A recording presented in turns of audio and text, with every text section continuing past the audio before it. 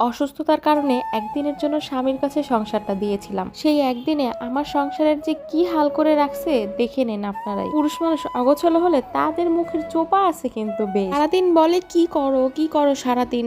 এই দেখ বেটা, সারাদিন কি করি, এরকম ঘর এলোমেলো করে রাখোস আর আমি সারাদিন গুছাইতে থাকি। একদিনের জন্য সে শুধু আমাকে রান্না করেই খাওয়াইছে, বাকি যে ঘর ঝাড়া মোছা, বিছানা গুছানো, রান্নাঘর গুছানো কোনো কিছুই সে করে নাই। এই রুমের অবস্থা তো ভয়াবহ খারাপ। এরপর চলে গেলাম আমি রান্নাঘরের অবস্থা দেখে তো আমার কান্না করার পালা। পরশু দিন আমি এই রান্নাঘরটা গুছাইছিলাম, তা দিনের মধ্যে কি ভয়ঙ্কর অবস্থা করে রাখছে। ইসিসি, ডিমের খোসাটা পর্যন্ত নিচে পড়া, যত কাগজ সব কিছু নিচে ফেলানো। আমাকে অনেকেই জিজ্ঞেস করে তুমি বরিশাল কেন আসো না। ভাই, আমি বরিশাল কিভাবে যাব?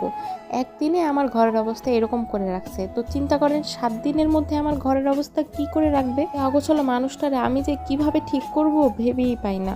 আজকে বাইরে বেশ বাতাস